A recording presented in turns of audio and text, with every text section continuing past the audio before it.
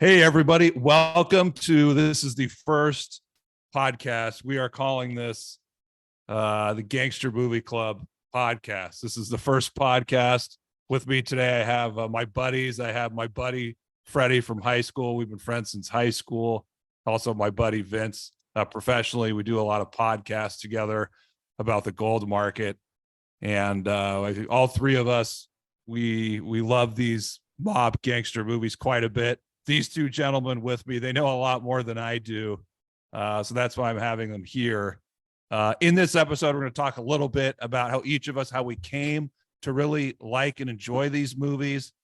And at the same time, maybe a little bit later, we're all going to go over, as it stands, a top 10. So each of us has a list of our top 10 favorites out of these movies. And what I like to do eventually, as the weeks and months ahead come, we'll talk about individual movies. We'll perhaps rate them on certain things, music, the cast, how real this or the legitimacy of the story, how realistic is it, how true to form it really is.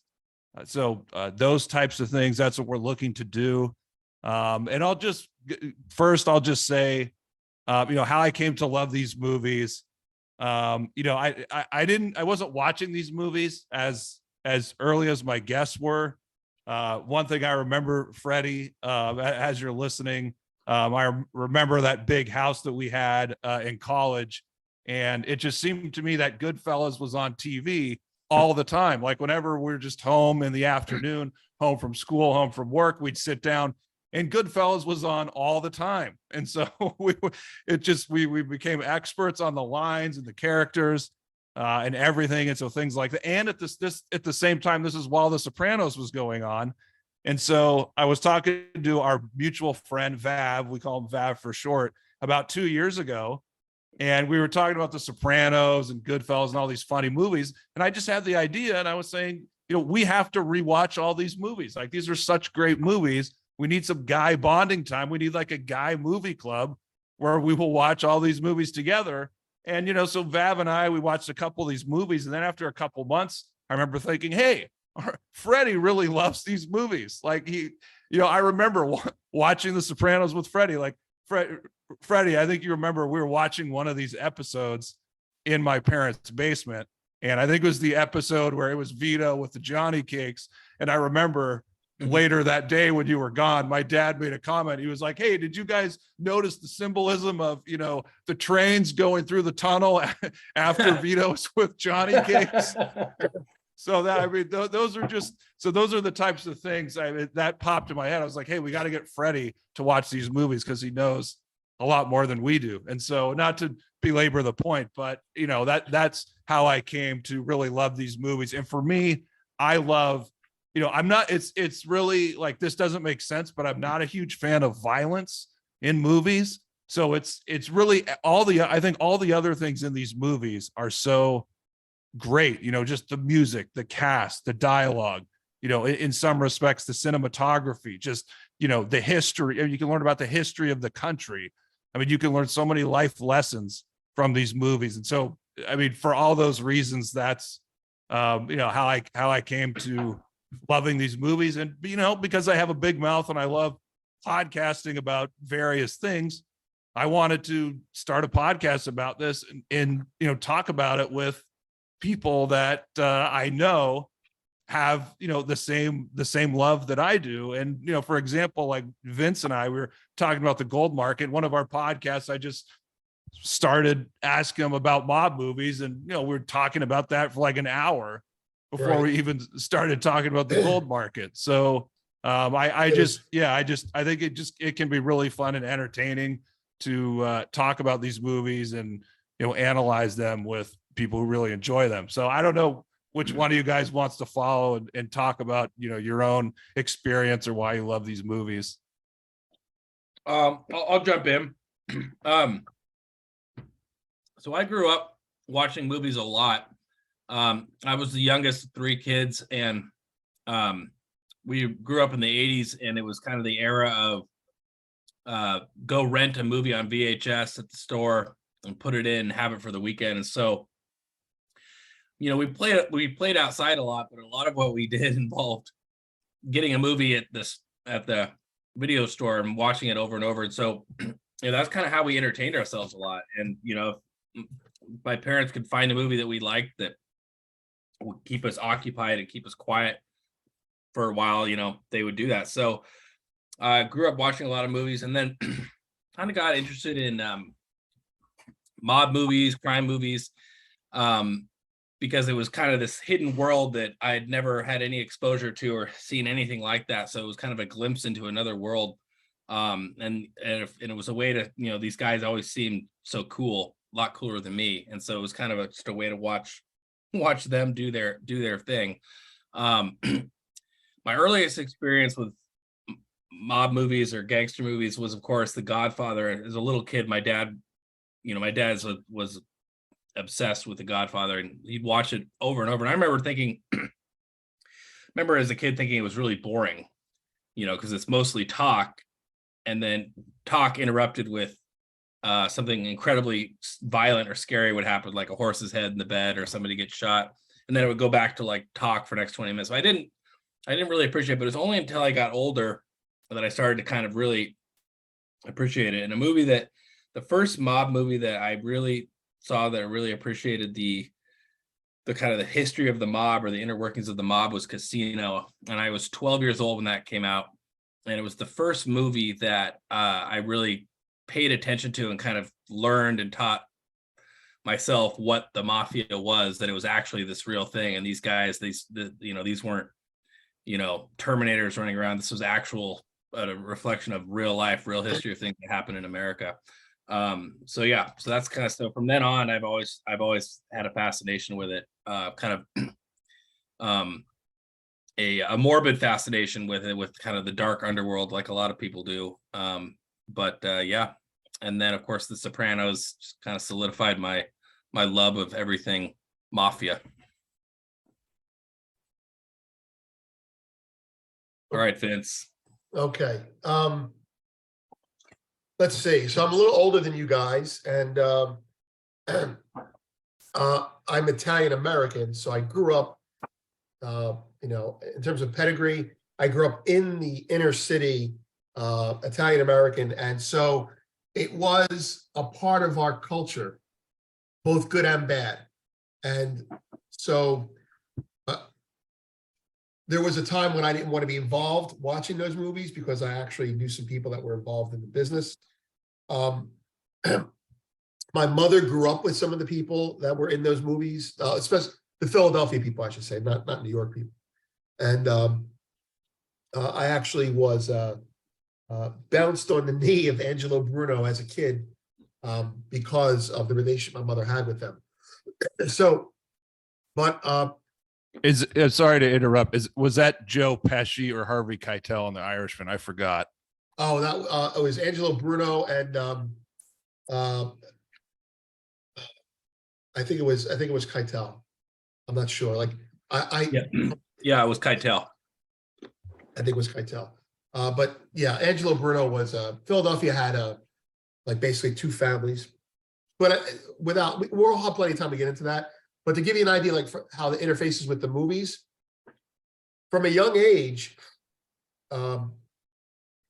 my household wasn't fascinated with it. Okay, my household was not all about mob movies. My mother, who had actual genuine close ties, her neighborhood is where their clubhouse was. Her neighborhood is where they met, and they knew her. And her best friend used to work at a bar that they used to run book out of. So, I didn't know this until I was older. It was kept from me. But in terms of the movies, it wasn't shown in my house, but everyone else in my family and everyone else in that whole Italian American community, there was a perverse fascination with it. So my upbringing was kind of weird. My household was devoid of the whole mafiosa culture concept. But all of my relatives, most of my relatives, had this fascination with it. And they were, you go in and they all had the Godfather movies. you know, and then they had, it's like they had, you know, it's like the couch. They had the Godfather movies that they never watched because they were brand new and in the plastic. Then they had the Godfather movies they watched. So they had two sets of them. They had it all different ways, 1, 2, and continuous and all that. And some of them, and by the way, this was repulsive to me as a kid because it was a genuine culture that I grew up with that I wanted to get away from. It was repulsive to me because in my household, it was frowned upon. So meaning we were close to it. So it was, you don't want to be like them. Picture the movies that we see now about, let's say, how was that movie with Wesley Snipes, the Chris Rock crack movie in Harlem? Oh yeah. We actually Oh, watched that. Yeah. We watched it. Yeah. New Jack City. New Jack City, right? So the whole New Jack City was about the older people saying, you're not good for the community, that type of thing. Well, my mother was one of those people. She wasn't the older person. She was just an adult. She was like, you don't want to hang out with those people. Don't be with those people. So my household grew up kind of very antiseptic from it. And, but when I went over other family houses, there was like a fascination with it. And then I started watching the movies. I was older when I watched them. I didn't watch them when I was young. But what I did was I wanted to watch the movie, and my mother said, you can't watch the movie until you read the book. Right? Which and she wasn't doing it to be, she was a stickler in education. But I think she was also doing it because the book has some subtleties that are different. But anyway, long story short, I became obsessed with it because my household was kind of like trying to eliminate the Italian culture to be more American. And so I went to those movies, specifically the Godfather movies, 1 and 2, as almost like mentors. And, I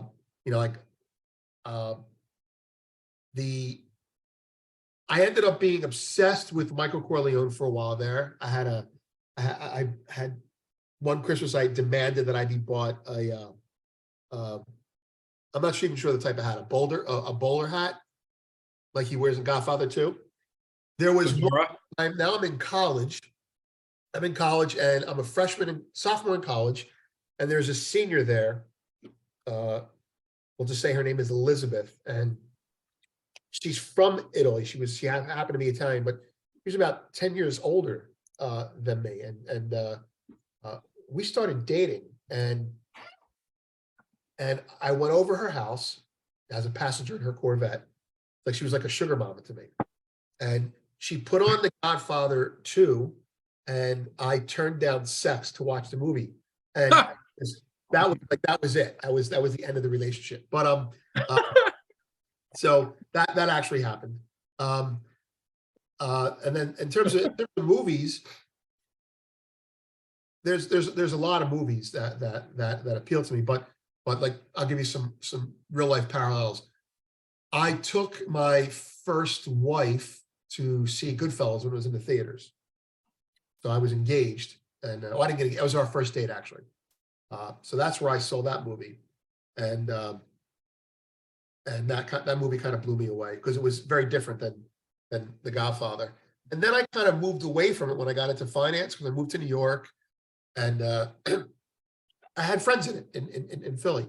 But when I got to New York, I was like, all right, I wanted to be like totally white bread. So I did that.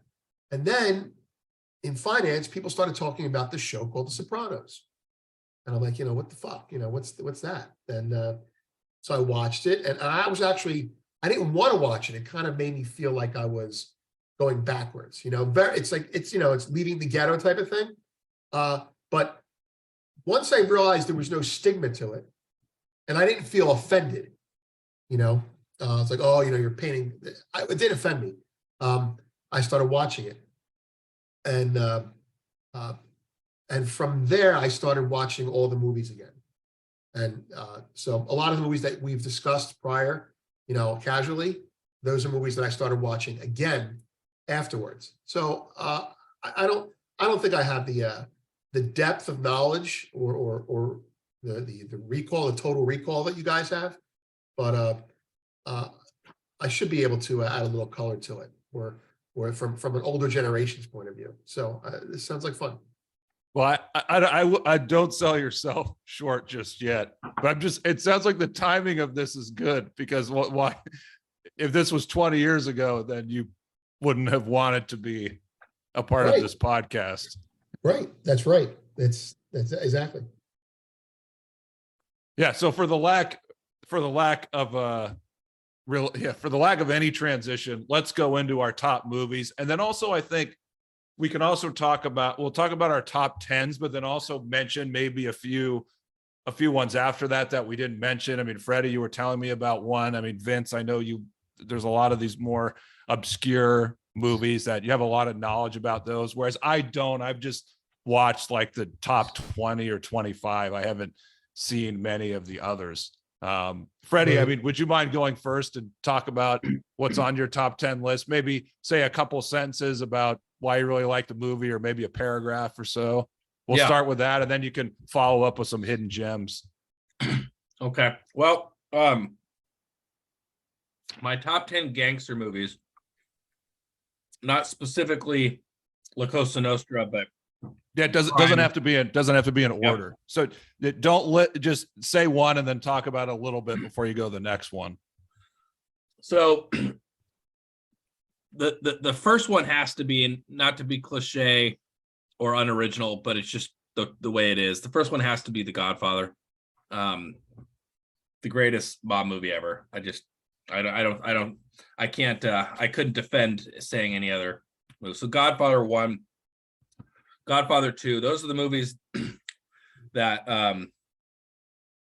I first saw. We don't need to give a long explanation. Yeah, I mean, everybody knows about those. Those movies remind me of my dad. He watched those over and over and over and over and over and over and over. He's watching them right now. Yeah.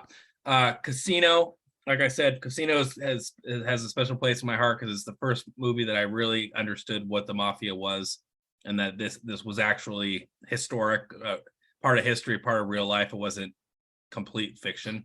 You know, Godfather 1 and 2 are fiction, but Casino is a true story. Goodfellas is a true story. The Irishman is a true story. So Casino, Goodfellas. I mean, Goodfellas is just so fundamental, just so gritty, down, just, you know, street level type of a movie. Scarface. I realize Scarface is a little silly. It's a little bit what would be the word, fantastical, over the top, but Scarface is still awesome. You know, Tony Montana is pretty cool. I'll say one sentence about Scarface. It's interesting because there's people who love it and then people who really don't like it. So that's why it's interesting in that regard. I like it a lot. I don't love it. I'm not obsessed with it. It's not what I think of when I don't quote it that much. Like Greg Ricker back in high school used to quote that movie all the time. And it's like, we always be like, haven't you seen The Godfather? Haven't you seen Goodfellas? And all he cared about was fucking Scarface. Anyways, The Irishman was, came out in 2019, 2020. And it was just what a treat, like, I had no idea that Marty was going to get the guys back together and do another just absolute classic. And it was an instant classic. And I hadn't even heard of it. Ian Murray, a friend of ours from high school, who also, we should have him on one of these days. Shout out to Ian Murray. Yeah. He's like, have you heard about this? I'm like, no. He's like, Marty did another movie and he got Joe Pesci to come out of retirement. And I'm like, what? And it was a Netflix original. But I wanted to see it in the theater. So I looked around. The only place that was showing it in the theater on the big screen was the Crest up in Shoreline, which is this really ghetto theater that shows movies that have already been out of circulation for a while. Anyway, so I went and saw that with my parents, actually. So The Irishman is just great. Just gold. Heat was another one. Super exciting movie. I love Michael Mann. Heat's just cool. It's just oozes coolness. Those guys are fucking cool. The fucking robberies with the M16 machine guns and the ARs and the AKs. Greatest shootout scene. Yeah, ever, the ending shootout scene, just great movie. The Departed, another great movie. I'm Irish Catholic, so The Departed is close to my heart. Like the whole Boston thing. You know, not near the very top, but The Departed is a great movie. We watched it the other night in Gangster Movie Club and just reminded of what a great movie that is. Public Enemy with Johnny Depp, another Michael Mann movie. I love that. That's not mafia per se, but you know, crime. I think Johnny Depp's a great actor. I think he kind of gets overlooked sometimes because he does so much that he's kind of saturated the market with himself, you know, where like compare a great actor like Johnny Depp to say another great actor like Daniel Day-Lewis, who is very, very choosy about what he does and only puts something out. I think Daniel Day-Lewis might even be retired, but he's very choosy about what he does and only puts something out every couple of years. Johnny Depp is constantly putting crap out, good and bad. But I thought The Departed was Public Enemy was phenomenal. I love that. I love the way Michael Mann does his movies. Quick side note: Black Mass, I think, is also Michael Mann. Johnny Depp plays Whitey Bulger, which is great. We'll watch that. Gangster Movie Club. Yeah. And then lastly, I'm going to say Donnie Brasco, another Johnny Depp movie with Al. Just another true story about the mob and kind of just street level, real gritty, nonfiction mob movie. So that's my top 10. A quick shout out to American Gangster as well. I love that movie. Are there any what are some for you that maybe they're not like considered top 20, or maybe they're on the fringe of like mob stuff? I mean, there was something you mentioned about Bonnie and Clyde that's new that could be interesting. There's this Netflix original movie that came out 2 or 3 years ago. It's called The Highwaymen, and it's with Kevin Costner and Woody Harrelson. It's on Netflix. You guys can watch it today if you want. And it's the true story of these retired Texas Rangers that got called out of retirement to hunt down Bonnie and Clyde. And it's really good. And I really liked it. Nobody really knows about it, but I think it's pretty cool. And they're, I'm sure everyone knows the story of how Bonnie and Clyde's big dramatic end where their car got machine gunned, and the car is still in a museum somewhere and you can go see it. But these guys, after hunting Bonnie and Clyde across the Midwest for months, set up this ambush and anyways, so that's one. Another one, Jordan, I know you don't like this one, but I know it's kind of dumb, but I love it, is Gotti with John Travolta. John Travolta, people either love him or you hate him. I love him. And I know the movie's kind of silly and it's kind of dumb and it's not on the caliber of like a Goodfellas or a Godfather, but it's another but it's great. It's personal. Good movie. It's another great movie. I like the mob movies that are like street level type movies that kind of show you the inner workings of the day-to-day mob, just kind of the boots on the ground, just gangster shit. I really, really like that one. What else? Black Mass, I mentioned. I liked.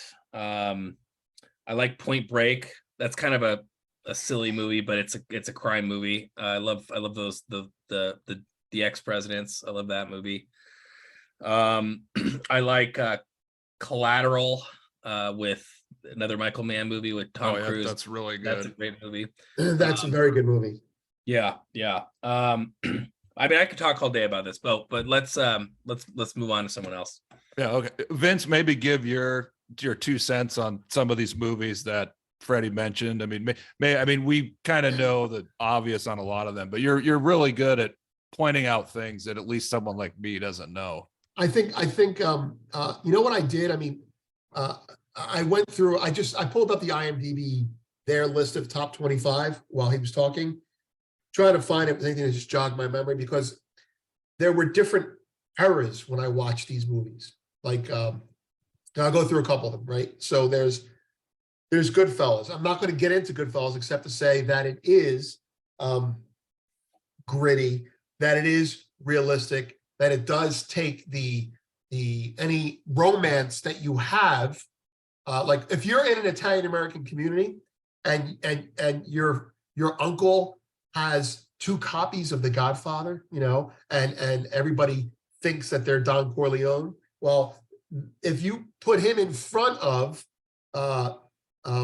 Goodfellas, he's going to lose his mind because it makes it a lot more realistic, a lot less glamorous. So the reason I bring Goodfellas up is because the movie that Goodfellas, when I saw it, reminded me of was a movie called Mean Streets. And Mean Streets was one of the, if not the first full-length movie that Scorsese did. And it was, I'm paraphrasing Fred here, but it was a gritty, street-level Italian neighborhood mafia movie with pop and rock music for a soundtrack. So Mean Streets is the grandfather of Goodfellas. And it's not as good as Goodfellas, don't get me wrong, but it shows you the thread that Scorsese was working with in terms of the things he wanted to bring to the forefront. So I would have to say Mean Streets is in my top 5, simply because when I saw Goodfellas and I got a taste of reality, meaning I saw that movie and I said, I was a little bit scared in that movie because there are people that reminded me of some of the people in there. Now I wasn't scared, but I'm like, that's so. Can I interrupt you just for a little? I'm sorry. Yeah. Did you ever figure out what a mook was? Did we ever figure out what that meant exactly? That scene, or tell us about that scene. They're in there's like a fight, and it starts by De Niro calls him a mook, or the other guy, or in Mean Streets. In Mean Streets, there's a a scene where they're trying to collect. They're all local mobsters, and one of the guys' uncle is the local Don, right? He's probably a captain or capo regime. And they're trying to collect from this pool hall that pays protection to the local guys. And De Niro and Keitel are on one side of the table with their buddies. And then there's the pool hall owner, and I forget his name, but he was actually good in his scene. And they're in this pool hall. It's a low ceiling. They're in a basement. And they're like, you owe us money. And the pool hall owner's like saying, I'm not going to pay you. You're nobody. I don't care who your uncle is. I'm not paying you. And then the owner goes, I'm not going to pay you. You're a mook, or you're a bunch of mooks. Now, I had never heard that word before.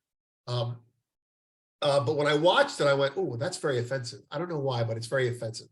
And De Niro's like, you can't call us a mook. You can't call me a mook. And then he turns to Keitel and he goes, what's a mook?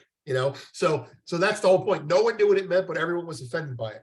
And I think mook means just a dim-witted person. But I can't. It's a great scene because that movie was supposed to be Keitel's entree into the big time, but it ended up showcasing De Niro. De Niro ended up stealing the show in that movie. But that movie is worth seeing to show. Not to compare to Goodfellas, but as a predecessor to Goodfellas, you could say, oh, he took that idea and he really developed it in Goodfellas. So I'm looking at it from a director's point of view. Another movie that I'm a huge fan of, and I'm going to tell you the reason I'm a fan of these is because it's not going to be in the mainstream reasons. Like Once Upon a Time in America. I did not see that movie until 1980. I was living in the Bronx with my aunt in an Italian neighborhood that was, changing over. It was like the League of Nations by the time I got there.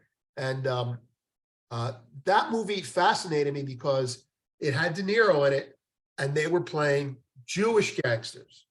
And so I was still in I don't want to be seen as an Italian ethnic. So that movie made me realize that it was, that we weren't the only ones that were in the mob. Like, this is stuff that really was close to home to me. The Godfather movies, obviously. Godfather 2 is more important to me, or at least I was more impressed by it because the Michael Corleone character meant a lot to me. And I kind of fell in love with Al Pacino as an actor. And from there, instead of following mob movies, I followed Pacino's career. I was like 74 came out. I don't know, I was like 5 or something like that, years old. But what ended up happening is I ended up following Pacino's career, Serpico, and then his career started getting really. I watched his movies chronologically, and they started getting really bad. And then he disappeared, right? And then he comes back in Scarface. Now, you talk about like being a fanboy of Scarface. Well, I loved Pacino, right? I saw him in Godfather. I was like, oh, that's great. I loved his character. I wanted to be that character, right? Whatever. I was modeling myself on that as some sort of a big brother. And then he did a couple other movies like, oh God, it was a race car movie. It was horrible. Panic in Needle Park, horrible. Serpico, really good, but not what I understood. I did not appreciate it. But anyway, so he went away, and now I'm in college, and I have a guy, a friend of mine. His name is Buddy, right? And Buddy was an elderly Jewish guy. I used to watch movies in the booth with him as a little kid. So he would take me into our movies. He was a friend of my mother's. He would take me in, and I saw movies like Goodfellas sitting in the projectionist booth. So I had a really cool childhood from that point of view. But anyway, he gives me a movie poster, and he knows I was moving away to college, and he gives me an original Scarface movie. I hadn't seen the movie yet. The movie just came out. So but he worked in the theater. So he gave me the movie poster, and I hung it up on my wall, and I had it there for like 2 years.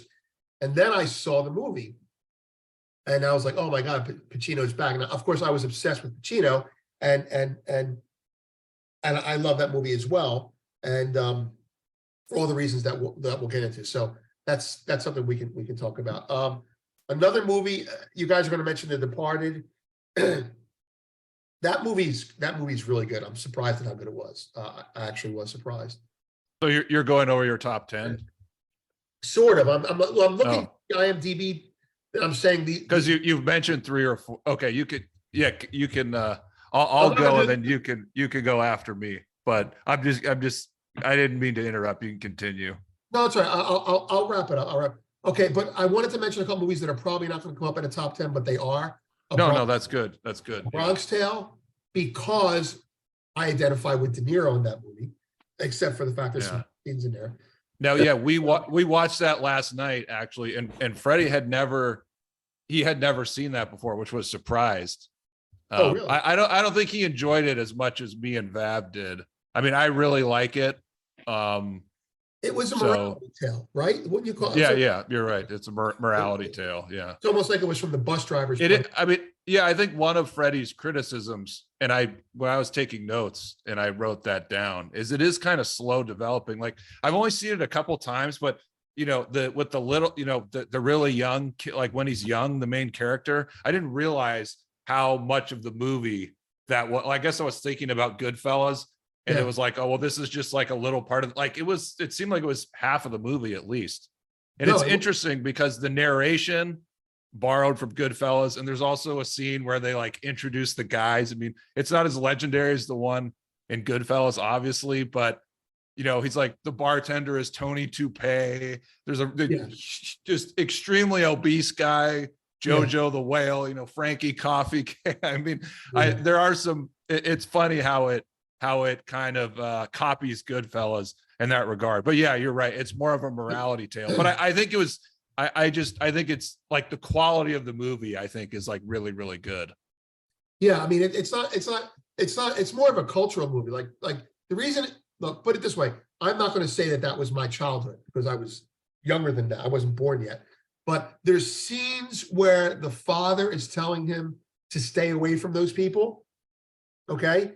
That's a definitive. The kid's got 2 fathers basically, and the movie they probably edited out all of De Niro's good scenes to make room for the mob stuff. But De Niro's father was like my mother, stay away from those people. You have to understand, like, look, I mean, I'm not talking about my movies anymore, but to give you an idea of like the perspective that I came from, and I can talk about it removed because I removed myself from it.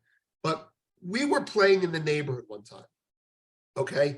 And in the 80s, the early 80s, there was a local mob war. Okay. And there was a joke. We're talking about playing wiffle ball outside. You know, we're not like, you know, punks or anything. And one of the guys owned this, I didn't know he was a mobster. Like, I was so sheltered. And one of the guys was found dead in a trash bag in an alley 2 blocks from where I would play wiffle ball. And the older guys were like, they killed Frankie Sindone. And I'm like, you know, I was excited. Like, who's that? It's kind of like a sport, you know? And I ran in the house and I said, Mom, they killed Frankie Sindone. And I was like a fucking little gleeful, like 6-year-old. And she was like, and she was upset. And that's when I realized I can't talk about that shit anymore. So I'm not trying to bring it down. I'm just trying to say that when I saw, like, they didn't see those movies the way that we see them. Let's put it that way. Anyway, there's plenty of good movies out there. Pulp Fiction. But I mean, but your perspective, I mean, it's fair to say there's a many Italian people definitely had that perspective. Yeah.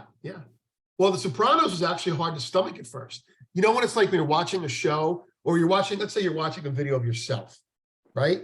And you don't like how you were. I don't want to see me. I would watch Sopranos episodes and go, oh, I can't fucking watch that.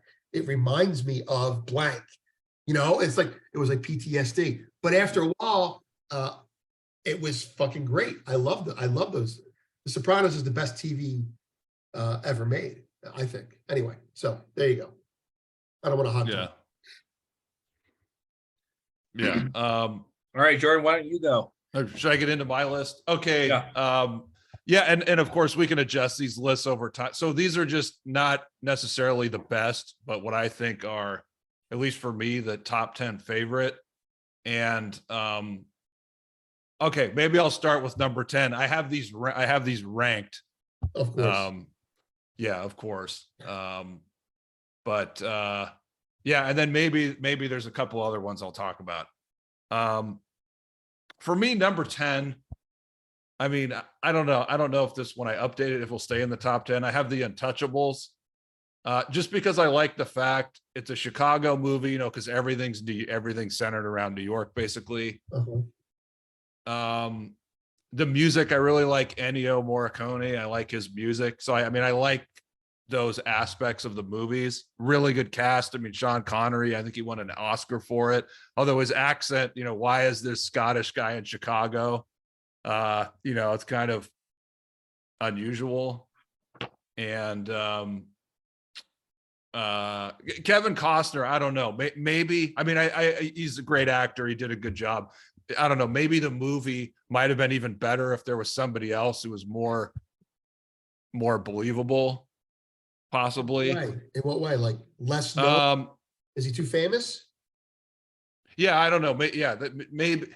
Well, it just, you know, I mean, well, I guess he wasn't a mob guy, but still, it just, I don't know. Maybe it's just the genre. It seems like it's a better movie if it's someone who's more like in Bugsy, you know, Warren Beatty. It's like he's so like good looking that it's kind of, and he's such a nice guy in general that it's like, you know, it's I guess it would be off-putting. Yeah, I mean, it's like when you're, it's, I guess maybe like a little bit less believable. I don't know if I'm phrasing that correctly. Too slick?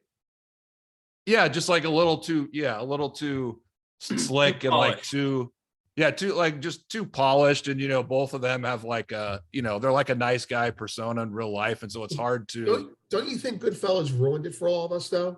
Because what Goodfellas did that you're describing, it makes the other people look, you know, it makes the other movies look a little bit too. Yeah, no, that's a really go good back point. and watch It's a really good point.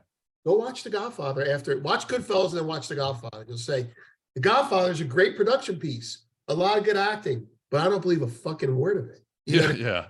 After Goodfellas, nothing. And I'm going to get to that. So yeah, number 9, The Irishman. I mean, talking to Freddy and also, you know, another buddy who's going to listen to this podcast, both of them were saying like this movie is going to age really well. Like it didn't do that great, I guess, at the box office, but it's one that maybe in 20 years people are going to look back and this will be like in the top 5. Like this will be where possibly really close to where The Godfather and Goodfellas is. I mean, a big thing for me is the cast. And so to see those three guys, because I don't think those three guys have ever been in a movie. De Niro, Pacino, and Pesci. I mean, that's like the holy grail or the holy triumvirate. I didn't even see that movie yet. I didn't see it. What? I was protesting. I was like, they're too old. They shouldn't do a movie. I'm not going to see it. They augmented their faces. Plus, it was like during COVID. And I'm like, screw that. I'm not going to.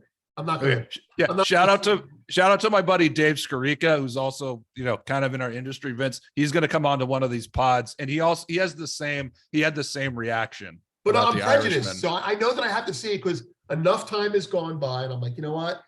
I really must be missing something. I should see it. So I'm going. You won't be disappointed. It's very, very good.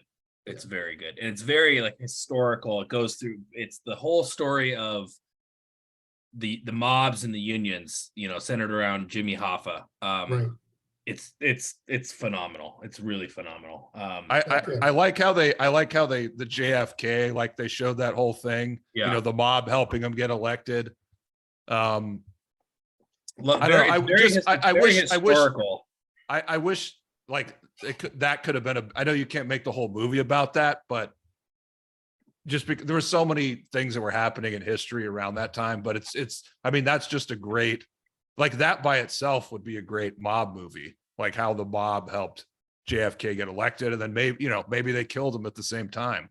Like that would have been like, did Joe Pesci's character, like, he was talking about in The Irishman, he had like a couple quotes about that, about the mob lacking. Like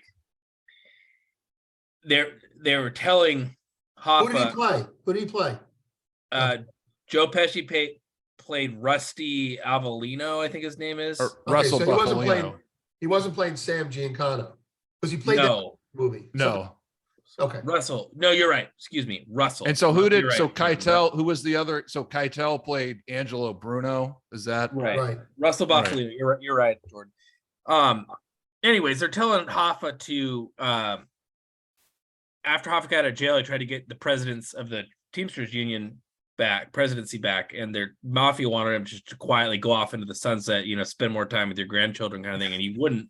And they warned him, like, fuck off, and he wouldn't. And then Pesci says to Niro, if they can kill the president, they can definitely kill the president of a union, that kind of thing. Right. So it's, who knows? I'm not a big JFK conspiracy theorist myself, but anyways, it's great. Vince, you won't be disappointed. It's definitely worth your time. Yeah, and I like you said, Freddie, I just think that will age so well, and to have those three guys in a movie like what, and Harvey Keitel was in it too, by the way. No, the cast that's like when we're rating these on like casting music, that might be the best casting of any of all these movies potentially. And then okay, so those are two. So I have a lot more to go over, but next one for me would be A Bronx Tale. I know, Freddie, you're not the biggest fan of that. I didn't hate it. Yeah, I know. Well, it's probably not in your top 10 or top 15, but it didn't blow. It didn't blow my skirt up. Let's put it that way. Well, I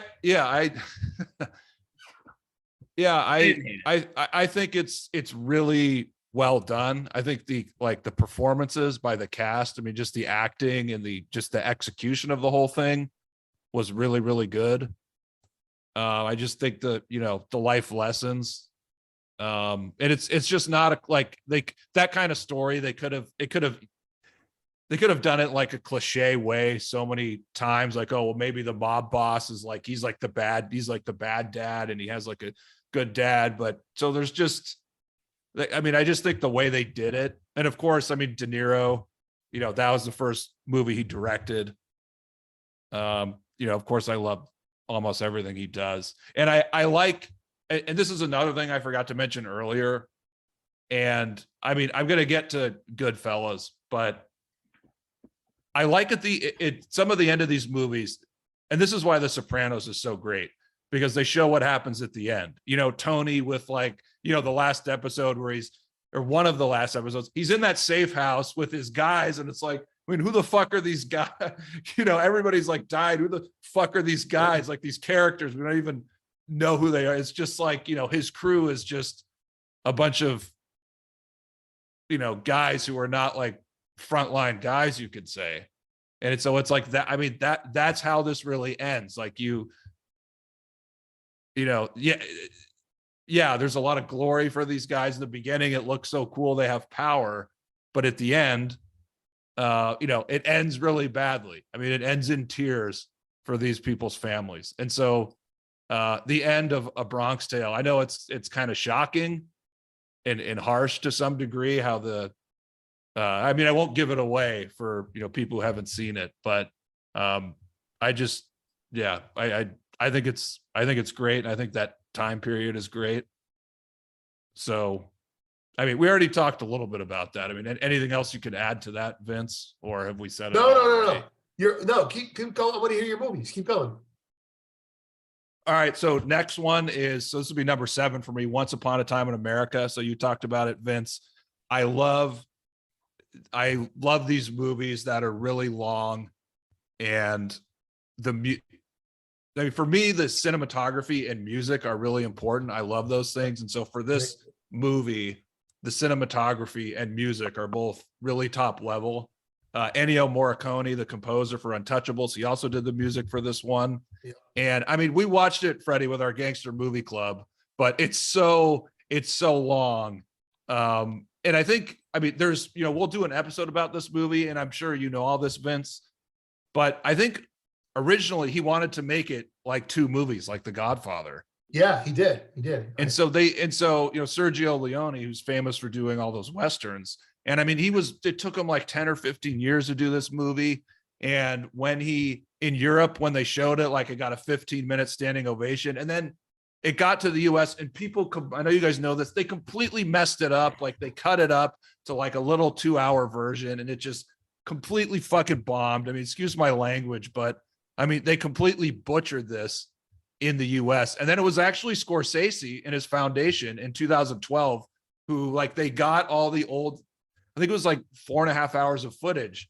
And there was even like 20 or 30 minutes of extra footage that wasn't shown. They, his foundation, they restored that. And then they showed it at, Cannes or Cannes, however the fuck you say it, in 2012. Right. So did it come out? Why did it bomb? 84. It bombed because it was a distributor or whoever, when it got to the US, they edited it and cut it. Like the US version is only like 2 hours and 15 minutes. Right. And it was just is a completely different movie. And even like Siskel and Ebert, you can see on YouTube, they're talking about it. They're like, yeah, the original was really good. This like fucking sucks. They messed it up. Oh, see, I when I saw it, I saw a full length, like 4-hour thing, even with an intermission. Was that was in the theater? No, it was VHS. Oh.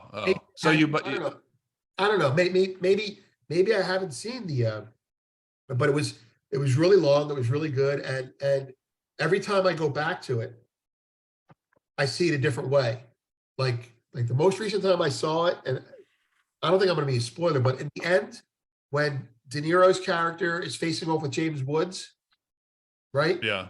All right. So that's outside of the mob genre there, right? But what you have is a guy, James Woods' character, who got out of the neighborhood and wanted to be a big shot. And you had De Niro's character who basically is like, I'm done with this. He kind of grew up. And there's a moment where he says, I want to make the really big money, something like that. And De Niro pulls a wad of money out of his pocket and says, this is a lot of money, meaning I don't need any more than that. Anyway, so that was an ending that made it transcend the whole mob movie. But the first half of it, with the whole, our guys are going to bust your union's guys' heads, and that was great. That was classic stuff. Yeah, and also there's a lot of humorous scenes, just like some small. I get, because Freddy watched it before. He's like, hey, there's something funny coming up here, and wasn't there like what's that scene with like the cop where there's something like there's like a whore there and they extort the coppers. It's really funny. Like I forget. Which movie are we talking about? Once Upon a Time in America. Oh, I don't remember. No, we watched it the other day, but I don't remember No, Once Upon it. We watched that like a year ago. Oh. No, Once Yeah. Upon a Time in I America. say the other day, I mean a while ago. Oh, No, I don't remember the cop horse scene. or But they like, anyway. yeah, Yeah. and it's really funny. What else you got, Jordan? What else is on Oh, your list? next after that, I have Casino. That's your personal favorite, Freddie. It's kind of like Goodfellas #2 for me, Yeah. obviously. Mm. But also, I mean, great cast in that movie. I love the way that they use music. I want to show Vince the present you got me. Be right back. Oh yeah, go get that. And, Yeah. you know, doesn't that movie really pick off in The Godfather, the whole Las Vegas area? I mean, that's what that is. Yeah. The Low Green era. Yeah. It's great. Yeah. Hey Vince, Oh, check this out. The desert scene. I love that. So it's Great. Jordan got this for me. It's Marty, Joe Pesci, and De Niro in between takes in the desert scene, which is my favorite scene where he cusses him out for going around him. But yeah, isn't that cool? Yeah, that's It's on my wall. That's a great picture. That's very nice. Do you know anything about the lingo they used in that movie? Like what? I think I don't know. I don't know if this came from the Midwest, but like jag off. So instead of calling people like jerk off, they're calling them jag offs. Yeah, I don't know where it came from, but I grew up with it. Oh, so that was a thing in the East Coast. I think it was a way. I remember as a kid, we couldn't say obviously mother effer. Yeah. So at the age of like 7, somebody taught me mother humper, not Mother Hubbard. And so I would say that, and eventually my mother slapped me in the face for it. But I think off was like some sort of a way to avoid getting in trouble. I've never heard. I grew up with it, but I don't know where it came from. Yeah. It's just Joe Pesci's insults in that movie are great. And then he also, like, there's these two guys who are in the casino, like I guess trying to rob it. And yeah, and Joe Pesci's like, excuse me, like, look at these fucking two balloon heads. Like, balloon heads. Like, I've never heard that before. Right. So it's you think they're gonna bang us out of 200 grand? Yeah, right. Yeah. That movie was I was saying that movie is like I can almost see Scorsese going, okay, Goodfellas was what we did to The Godfather with Goodfellas. Now we're going to do to Las Vegas. That's great. That was great. Yeah. What's great about that movie is that it was the first time that anyone did a movie that talked about the history of the mob in Vegas. You know, it's, to my knowledge, anyways, that at least centered on the mob in Vegas. And most people didn't know, you know, of the younger generation, my generation, had no idea that the mob built Vegas, you know? Yeah. And so that, I mean, that was just so cool. And I remember when it came out, I thought it was awesome. And a lot of people, I remember people talking about it saying, oh, it's it looks like Goodfellas. It's a ripoff of Goodfellas or whatever. And that, like, that's not fair. It's like, it's Goodfellas was about like Henry Hill and those guys and Jimmy Conway and those guys in New York. Casino is about, you know, Sam Ace Rossi or Lefty Rosenthal in real life and Nicky, whatever his name was. You know, they're two different things. Yes, it's the same actors and the same people, but like, it, you know, if I thought it was phenomenal. Like, it's almost like Goodfellas was a mob movie that had character studies in it. But if you go to Casino was a character study movie framed around the mafia. Like, I mean, come on, Sharon Stone. Yeah, Wasn't so hot. That wasn't an Italian American ethnic girl, but she had the same faults. You know what I mean? I really liked Casino for those reasons. You know, am I biased? I'm like there. You know, as a kid, I would identify with as a tough guy, I would identify with Joe Pesci. But then when I got into finance, I identified with De Niro's character. But with Freddy, say something about all the suits. Yes. So De Niro, of all the De Niro movies, and of all the movies that De Niro's been in, all the roles he's played, in my opinion, Sam Ace Rothstein in Casino is the coolest version of De Niro ever, in my opinion. Yeah. And just so cool, like so put together, so slick, so cool. And there's this, he's got if you notice in the movie, in every scene he's wearing like a different suit, different, and they're like there's these really loud suits and different pastels and everything. And there was this thing on Facebook where it showed all the suits he was wearing, and there was like there's like 37 different suits. And so we were gonna do a drinking game where we broke up the suits and we like put them on cards and drew the cards, and then whenever he was wearing the suit, you had to like drink. And anyways, but yeah, De Niro in Casino is in my opinion is like the pinnacle of coolness. Right. in my world, anyways. I love I said, well, the Yeah. cool thing about De Niro's character, for me, when I watched that movie, I was like, De Niro's character, he's untouchable because he's so good at what he does. Right. And so he can afford to be. That's why Joe Pesci fucking hated him. Joe Right. could afford to be a little bit of a prima donna. He could afford to, because there was a code, and the code was you don't mess with this guy because he's the brains behind the math. He's the math behind what we do. And so, of course, he got to his head and he started doing the whole, the talk show thing. Yeah. And that freaked him out. But in the end, they killed one of their own before they killed him. That's how. Right. And then there's a line in that movie where Joe Pesci says, "Yeah, and now I got to go out there and make sure nobody fucks with the Golden Jew."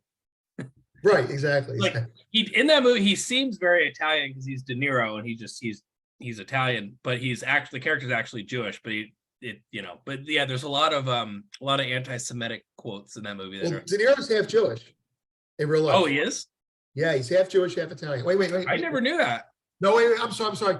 It's either De Niro or Scorsese. One of them is half Jewish. It might be Scorsese. I'm wrong about that. Call it I'll have to Scorsese. look that up. They're both from I think Mulberry Street, Little Italy. So, but that makes sense if you think about it. I mean, yeah. Yeah, all right, Jordan, what do you got next? Well, just the last thing I wanted to say on Casino, like you were talking about, they can't. I think Vince, you were saying that he's so good at his job, they can't touch him. I love the voiceover that Pesci is doing at the beginning. Like, what is he saying? Like, he was so good. He calculated the wind velocity on field goals. Like he knew if the quarterback's girlfriend was on coke. I mean, it's just like hilarious that little voiceover things that he was saying. yeah. Okay, so after that, so this is one that not a lot of people have in the top 10, but for me, Road to Perdition. Like, again, I talk about music and cinematography. This won the Oscar for cinematography. The music is really good. So Road to Perdition, for those who don't know, I mean, it's actually based on a true story in Illinois where a guy, they end up killing his wife and one of his sons, and then he and his remaining son, they have to go on the run. But so Tom Hanks plays that character. Paul Newman plays the mob boss. Right. Stanley Tucci also has a small role, and so he's very and I read that he's very sensitive to portrayals of Italians, and that's why he's like never done a mob movie. But like he felt this one was so good with the cast and everything and it was more of a father-son story that he couldn't pass up that opportunity. So I love the cast. I mean, it's just everything's executed really well. Again, the cinematography, like spoiler alert. I mean, I won't say it, but there's one great scene towards the end where Tom Hanks is coming, and then the mob boss with all his bodyguards, and it's just all black, and you only see trench coats and guns in the sky, and it's just a great scene, really memorable. And then there's also a scene where him and his son, they're driving into Chicago, and you see like, you're driving into Chicago over one of the bridges, and you see the huge buildings, and there's this great music playing while they do that. And then after that, it shows like everybody's walking to work, all these crowds of people in the 1930s, and I love stuff like that in these movies. And I mean, just the cast, I mean, Tom Hanks and Paul Newman, I mean, it's just a great movie. It's a great father-son movie too. So, I mean, that's why I have it number 5, definitely in my top 10. Have you seen that yet, Vince? No, No, I haven't. You mentioned it to me, and I put it on a list, but I can't seem to. When I hear about a movie the way that you described it, I want to sit down and make sure I'm totally interrupted, and I haven't been able to do that, so I haven't watched it yet. But it's up there. I want to watch that. I haven't seen it yet. I mean, I've never heard you mention this movie, Freddy, although you've heard me talk about it, 100 times. I like probably. it. I saw it in the theater, and oh yeah, quick interruption. Yeah, actually, my dad took us to watch that movie in the theater, and at the time, I didn't care for it at all because I wasn't interested in this genre. I mean, that was like 2002, so long time ago. Who was the cinematographer? He's famous. He died. He has since passed on. Who did that? Was it Conrad Hall? Yes, Is that his name? I saw him. I saw him speak at Chapman, and I had a brief stint in film school in the early 2000s, and I saw him speak about that. It was after he won the Oscar. But no, it's a good movie. I like Tom Hanks, and I think he does well in everything he does. Tom Hanks in a mob movie I was never. It wasn't. I mean, I thought he did really well, but I can see that. I mean, it wasn't. Yeah, there wasn't. I mean, there was some violent. There's some murders in it for sure. But yeah, it's a little bit of a different. It's kind of more of like I guess has more of an artsy quality because it's more of like the music and the cinematography really drive the movie. It's a good movie. I recognize it, but you know how it is with movies. Like some movies speak to you and some don't, and it didn't grab me. But like I recognize it's a good movie. Well, we got to watch that in Gangster Movie Club. So yeah, it's on the list. It's on the list. So then after that, I mean, I have the 3 and 4. I have Godfather 1 and Godfather 2. I mean, I have not seen these movies. Everybody can make fun of me because I've not seen these movies as many times as everybody. Yeah. But I like Godfather 1. Yeah, I like Godfather 1 better than 2. I don't know. Maybe it's just to me it's that's fine. If someone put a gun to my head and said I had to pick between 1 and 2, I would probably pick 1 as well. Right, and I would pick 2. I feel like they're kind of the same. They're kind of one movie. One movie that was filmed with a 2-year break in between. Like they feel so similar. Yeah. Everything about them is similar. It's like, in childhood in the mid 80s or mid 80s, they released, and you could rent it. They released chronological Godfather 1 and 2. Oh wow.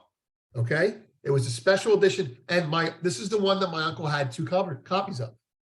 It was the chronological one, and the chronological one, I watched it that way. The chronological one is the book.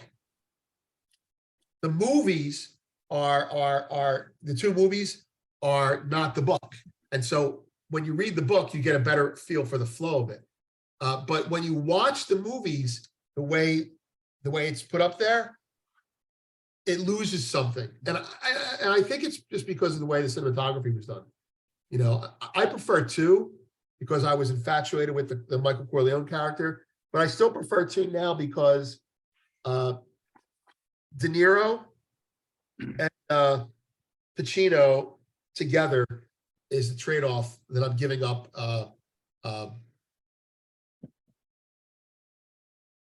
Vito Corleone. Right. I'm giving up Marlon Brando and Luca Brasi for Michael Corleone and young Vito Corleone. Yeah, that's it. Real quick interjection here. What do you guys think is the single most gangster scene in the Godfather movies? What's the most just fucking ruthless, authentic, cold gangster thing? And the obvious answer, here's mine. The obvious answer is when in part 1, when Michael kills Sollozzo and the police chief McCluskey. That's probably the obvious answer. But I think the I don't mean cool in a good way, but the most just ruthless thing that they ever did was in part 2 when they drug the Senator Geary, knife the prostitute, so that when he wakes up, he has no idea what the fuck happened, and he thinks he fucking killed the prostitute, and then they've got him by the balls. I think that scene right there was probably the most ruthless gangster thing in the whole series. I'm going to say there's so many of these scenes, like you could almost put them on a bracket. Like that's actually something I was thinking, like if we do enough reviews and we have like 32 gangster movies, we could put them on a bracket before the NCAA March Madness next year and like have the public vote on them. But like, there's, because I'm thinking, Freddy, you're right. It would either be the horse's head or that. Or for me. And then you still have the killing the 4 or 5 mob. So it's really tough. I defer to Vince on that. But the way he's describing it as cold-hearted and calculating, I hear what he's saying. Like, for example, the horse's head. I'm going to go with what you're saying, Fred. The horse's head, great scene. Very crazy. Dramatic way to get someone to do what you want, but the actual coldness on the scene, like for example, there's another scene that you reminded me of when you said that, and that's the scene where Tom Hagen goes and visits Frankie Pentangeli, and he says to him, he says, in the old days, when there was a coup against the Caesar, and it didn't go, what would happen? And Frankie Pentangeli goes, the guy would go in the bathtub, he'd slit his wrist, he'd kill himself, everyone would save face, and his family would be taken care of. And then Tom Hagen goes, see you later, Frank. See you later, Frank. And I went, and I didn't know I was too young. I'm like he killed himself. Did they kill him? My father's like, no. He did it to make amends and to make sure his family's taken care of. So there's an example, I think, of Tom Hagen being as cold as balls, right? But he's my favorite character. Real quick, Tom Hagen engineered the horse's head and killing the prostitute as well. So he's my favorite character in The Godfather. The Irish, what do they call him? My Kraut Mick friend. The Kraut Mick guy was the biggest gangster of them all, and he was like the most like squeaky clean, like above board face of the operation. But so Hagen was behind the horse's head and the killing the prostitute and Frankie Five Angels. Right, he did the killing the prostitute too. Those are scenes I had to watch multiple times to figure out. I was like, wait a minute, that's a coincidence. Like I was a kid when I saw it. That's a coincidence. My father's like, no, that's not a coincidence. And I'm like, really? He's like, yeah, they're not good people. Like I was constantly being told by my family, these are not good people. Like I would like, don't be like them. So, but the Frankie Pentangeli thing, I was like, wow. Anyway, there's that. There's one other scene that I think is okay. It's really in the book. Where De Niro's character, young Vito, is when he's killing Finucci, when he has to with the gun and everything, he's talking to himself in the book, and he's basically saying to himself, why do I have to give this guy my $5? He's stealing money from me. He doesn't deserve. Like he's talking himself into killing him. He's talking himself into being a sociopath. He's like, you know what? I think it's like the first person he kills. Like, why should I give this guy money? I don't, what right does he, and it goes from that to, what right does he have to live? And I'm like, oh my God, it was crazy. But anyway, it's kind of like they don't show it in the movie, but it's in the book. It's kind of like how Michael went from being, I'm not going to be like my father, to being a monster. So it's anyway, but Tom Hagen is probably, I think, hands down the ninja of yes, coldness, Yes. And just one more thing before I get to my top 2. I mean, obviously, I know you guys love this, but the the insult that the film guy says to Tom Hagen, what was it, like Goomba, Guinea Greaseball, Dago, Wop? Like he said, like he used like Johnny 5 or Fontaine never gets that Yeah. movie. I don't care I how don't many care guinea how many- greaseballs. Yeah. Yeah, right, exactly. Dago, Guinea Greaseball, Goombas come out of the woodwork or so. I mean, Yeah, yeah. it was like four or I'm five. German Irish. Well, let me tell you something, my Kraut Mick friend. Yeah. Right. It's a great line. I love that. I love that whole sequence. You guys know that's all based on Sinatra, right? Yeah. Yeah. Okay, so Johnny everyone knows Fontaine, that. yeah. You never know. Some people don't know it because it's been so long. Oh, yeah, Quick side note. I know, Jordan, I know you have a Vince, have you heard about the movie on Paramount Plus or the series called The Offer? It's about the making of The Godfather. It's a miniseries. No, is it good? It's very good. You should check it out. All right. It's about how it got made and how hard it was to make, and all the, the mob was involved, and They were? they were in this. They tried to stop it from being made, and the producer basically went to, I forget who it was, but went to one of the mobsters and like sat down and like went through the script with him and told him the story, and he recognized what an awesome story it was, and from then on he was in support of it, and that's kind of how it got made. So he sold him on it. Yeah, he sold him on it. Yeah, Right. it's good. It's worth checking out. It's called The All right. Offer. That's good. That's good. So what's next? So, okay, yeah. So my top 2. So number 2, I think you may have mentioned this, Freddie, in your top 10. But yeah, not technically a mob gangster movie, but an organized crime movie, Heat. Right. I mean, having Pacino and De Niro, I mean, the first time they were together on screen, I think it's an incredible movie. It might be a bit too long for a lot of people, but it's based on a true story. Is that a Mann movie? Yeah, it's a Michael Mann movie. Again, I mean, really good cinematography of Los Angeles. Like there's just Right. some incredible shots. And the other thing, okay, the cast is incredible. John Voight's in it.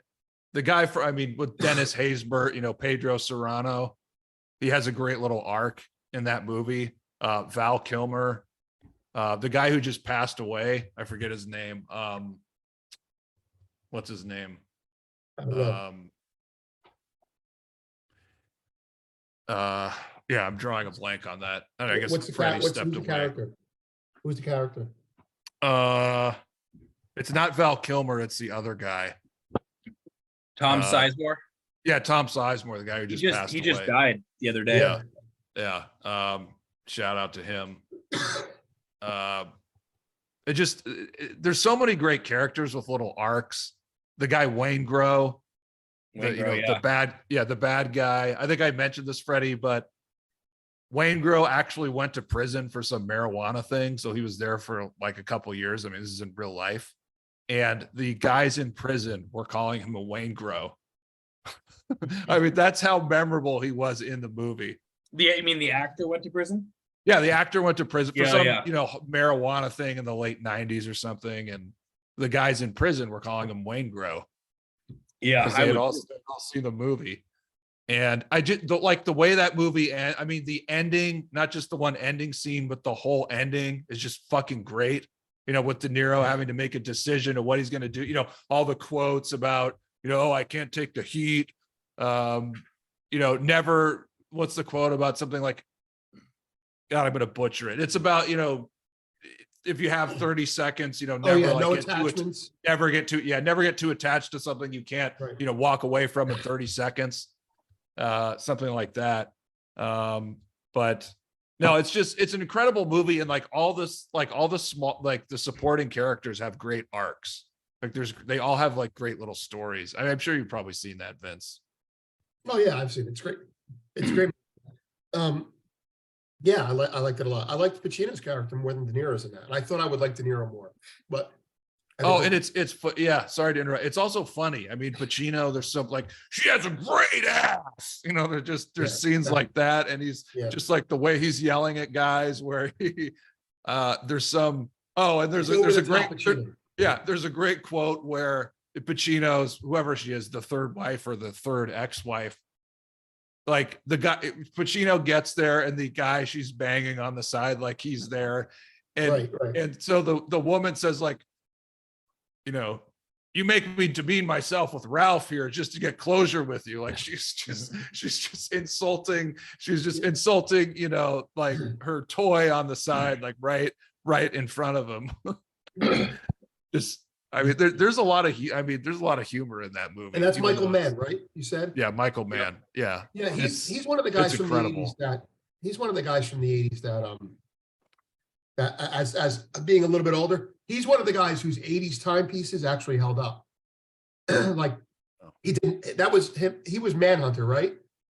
Yep. He was Miami Vice, the series Miami Vice. He created that. So, right, exactly. So Manhunter held up, you know, action movies that actually held up, you know. That movie Heat has some great smaller characters in it. It's got that's what I mentioned. It's got Danny Trejo's in it. Ted Levine, who is Buffalo Bill from Signs of the Lambs.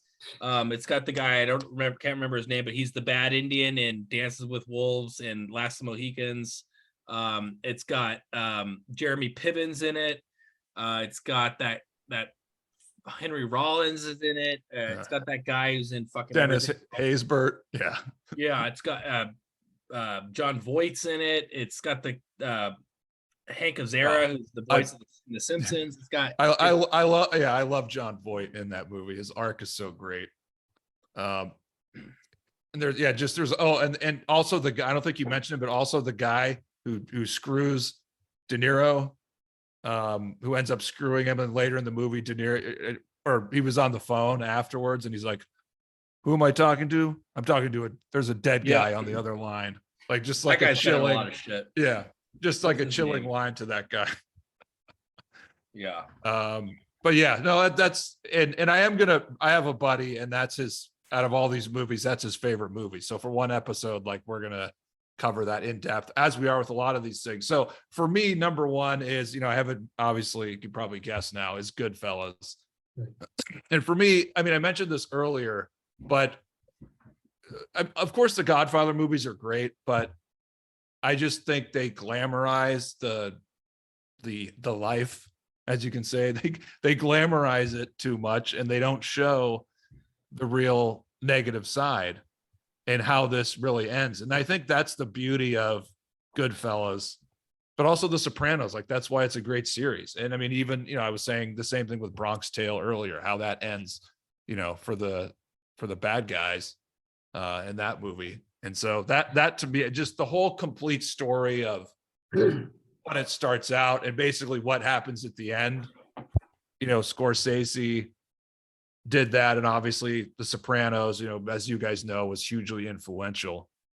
Or Goodfellas was hugely influential to The Sopranos. So for me, that's why I have Goodfellas at the top, and why I think if it's a Goodfellas versus Godfather, that's why I prefer Goodfellas. I think it's generational.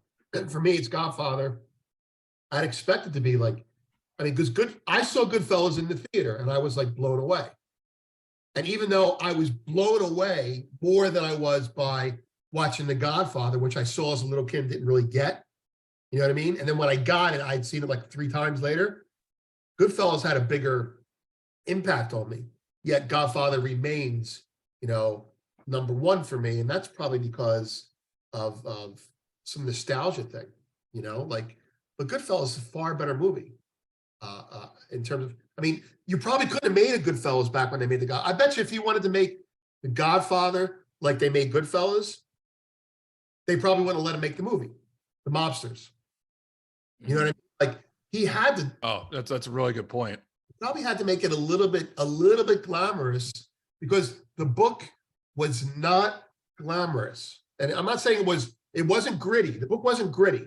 The book was about perversion of Stoic philosophy, you know, like it is what it is, but they weren't talking like dummies. But, you know, it was very like Machiavelli, you know, very intellectual Machiavelli, coupled with Luca Brasi.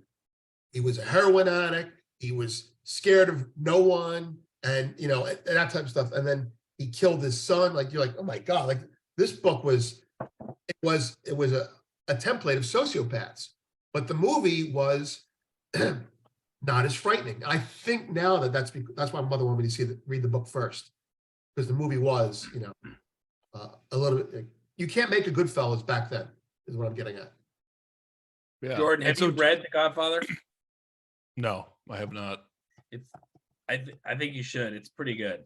It's a real page turner. You won't. I don't think you won't regret it. Yeah, and it won't take away from the movie.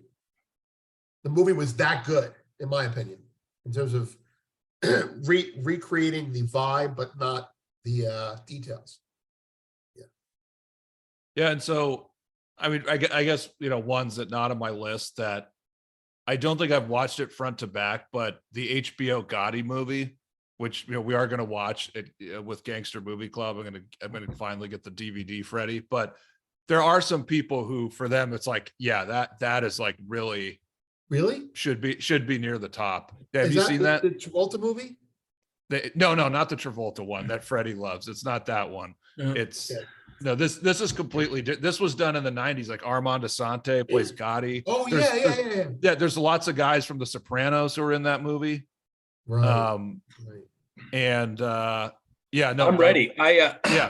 I've never had HBO, and I've always wanted to watch it. I know about it, and I can't find it for free on the internet. I'm gonna buy the DVD and get it. You bring it. We'll watch it. But I think that has a shot to climb up all our lists. Have you seen that, Vince? Or do you remember it? I did. I remember Asante. And you know what? I remember. Yes, I did see that movie. And although the movie doesn't stick with me, Asante's portrayal does. I do. Right. There's like a scene where he's hunting rifles and stuff like that. Am I remembering it right? Yeah, I probably hunting, and he's got a hunting garb on, and I don't know. Yeah, I remember being pretty good. And I can't believe I'm saying that, but I like Armand Asante. But there you have it. So before we close, one thing I'm going to take away from this is, Vince, you brought up a movie that I have heard of and I don't know anything about, but I'm going to watch it because I got nothing to do tonight. Manhunter. I've never seen it. I've heard of it. I know I've heard of it in Michael Mann's repertoire, but I've never seen it. And I just looked it up. What is it good? Yeah, it's good. And by the way, I'm harsh on timepieces. Like, the 80s, the black lacquer Miami thing. I'm harsh on that. I generally don't give it a lot of credit. But this movie, and it's set in the timepiece. It's set in that whole 80s thing. It's not Miami Vice, but it's definitely 80s. You can tell by the synthesizer music, that type of stuff. Okay. It's a very good movie. It's what's it about? Well, it's about well, the main character is Jodie Foster's. It's the movie that you needed to have before. I can't describe it except I need to see it again. It's detective work. It was Silence of the Lambs. It's about Hannibal Lecter. It's about the same type of character that Jodie Foster. He plays. It's really good. That I remember this. Yeah. It's like a prequel to Silence of the Lambs. Right. That's the word I couldn't come up with. Yes. Okay. Yes. It's a prequel to Silence of the Lambs. Right. Okay. And there's another. Yeah. That I remember watching that movie as a kid and going, "Oh, this is kind of cool. It's a crime movie," And I was like all excited about murder and stuff like that. And then I was like, it's an 80s piece, right? But then 20 years later, I watched. I'm like, you know what?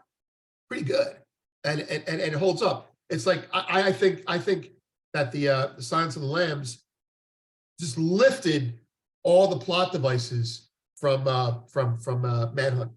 Yeah. Okay. Yeah. It's all good. right. I like it. I recommend it. Yeah, I'll check it out. Bring up Reservoir Dogs. If you're fans of Heat and you're fans of gritty, then isn't Reservoir Dogs a gritty? You know what I mean? Like a gritty take on Heat. I mean, not take on it, but you know what I'm talking about. Loosely organized crime, kind of like. Yeah, Yes, I haven't seen that. we I'm sure you Yeah. have, Freddie. well, we could spend we should devote an episode to talking about Quentin Tarantino movies, because that's a Yeah. whole genre in itself. Wow, where do we even begin? Quentin Tarantino is incredible. Pulp Fiction is definitely my top 10 overall favorite movies. Loved Django Unchained. Loved Once Upon a Time in Hollywood. Yeah, that's great. Yeah. Anyways, I just Yeah, Reservoir one more Dogs- thing. Yeah.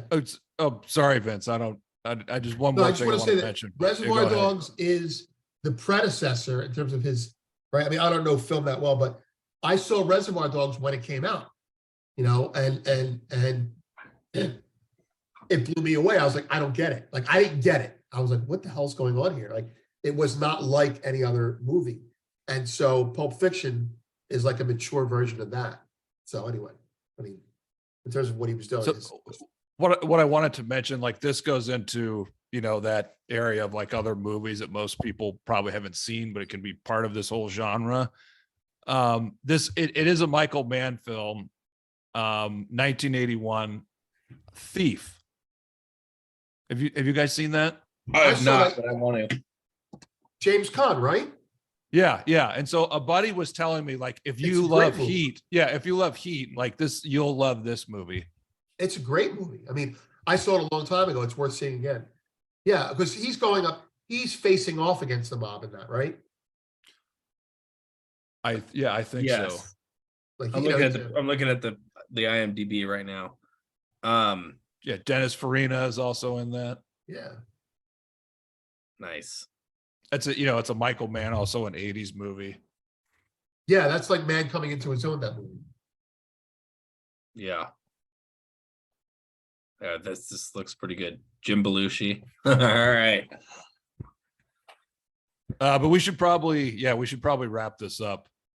For But today, I I think for we're today. off to a great start, and there's so much I'm excited to talk about.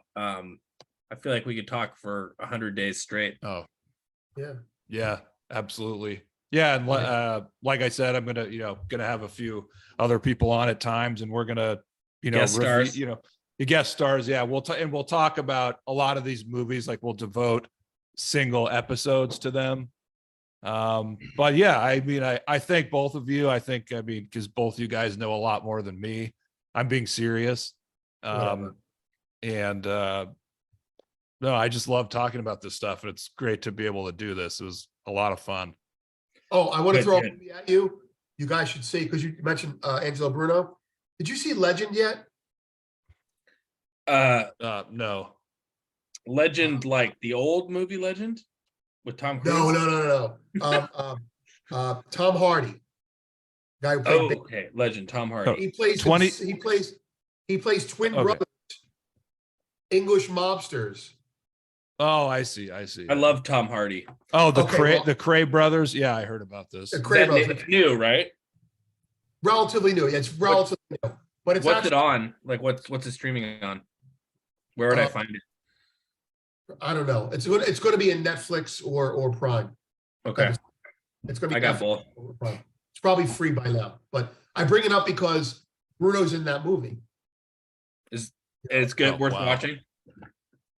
Yeah, because of Hardy, and it's known as, it's a street level gangster movie in England. So we all love Casino because it's in Vegas. Well, this in England, and it's the same idea. Two brothers, one is violent and the other's just smart and violent. You remember the Monty Python, the Piranha Brothers? Yes. Okay, you remember that skit, the Piranha Brothers? One was violent, one used sarcasm. That whole skit is based on these guys in real life. Okay. Gray Brothers, Crayfish, the Piranha Brothers. Like Okay. skit, that humorous skit is based on the characters in Legend. And apparently it's pretty crazy, like what they did over there. Anyway, so I'm sorry, I interrupted the end there because Oh, good. I'll have to check it out. Well, I think we should wrap this up, guys. Otherwise, we could talk about this all afternoon and all night, probably. My 'cause homework is to we see love Road to this stuff. Perdition.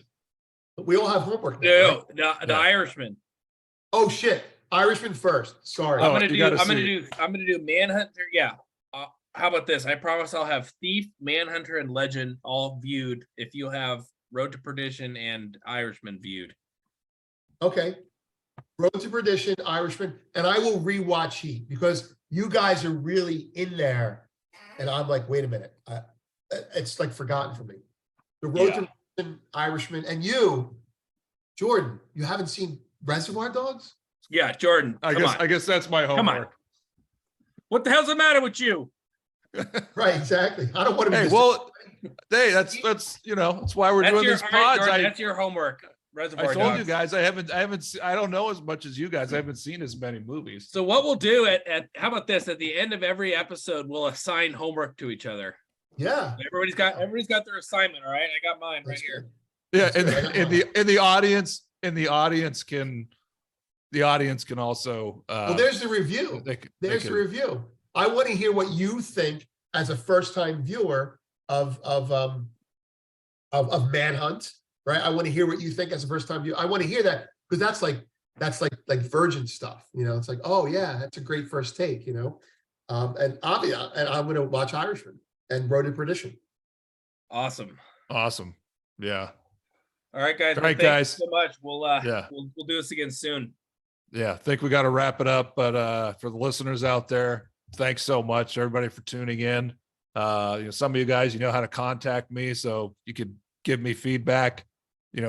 Freddy, all your friends, get feedback. Vince, we probably have some similar followers. No, probably not. I'm the outsider so far. Get some feedback, and we'll take all that into consideration. I think this was a really good episode 1. So we'll have to do it again sometime very soon for episode 2. Well, we have to. We've got homework. All right. Yes. All right. Thanks everybody for tuning in. Yeah, we're signing off for episode 1. We'll see you for episode number 2. Good night, everyone.